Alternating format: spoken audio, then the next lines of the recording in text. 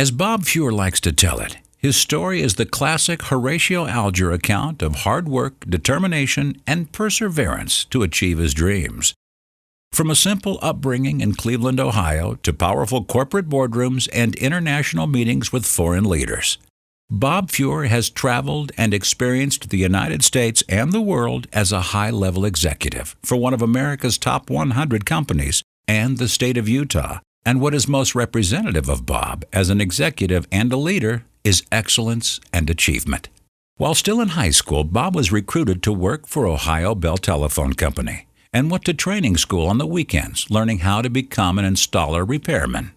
The skills that he had learned working as a non-management employee from high school through college gave Bob a solid technical background in the business and a high level of credibility with the employees he would later supervise.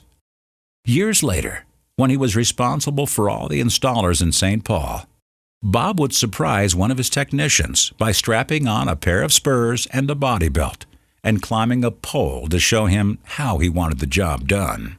Upon graduation from Case with an electrical engineering degree, Bob was named the Humphrey Fellow at Harvard University and set out for Boston to get his MBA from the Harvard Business School.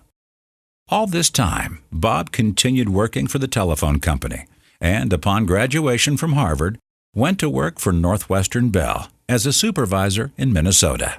Moving 7 times over the next 20 years, Bob was constantly rewarded with jobs of increasing responsibility, until being named the Utah Vice President and CEO for U.S. West in Salt Lake City in 1990.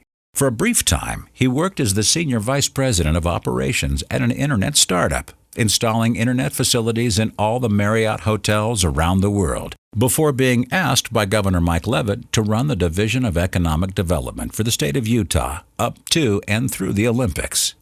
Bob readily accepted and began his third new career, one that enabled him to accomplish another of his priorities.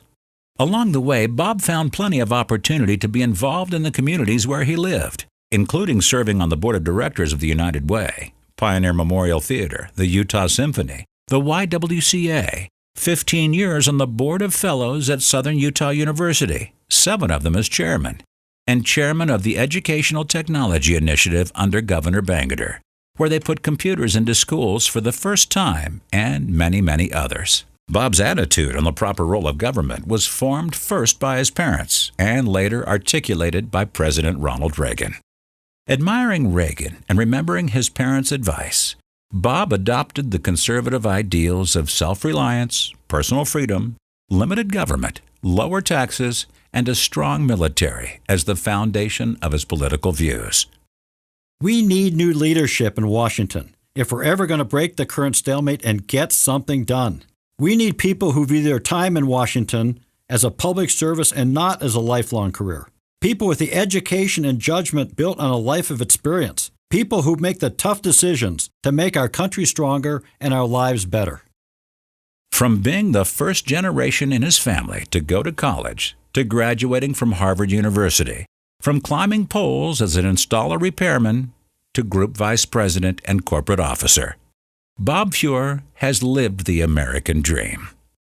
Let's keep that dream alive, that in America, you can go as high and as far as your hard work and your creativity can take you. May God bless that dream, and may God bless the United States of America.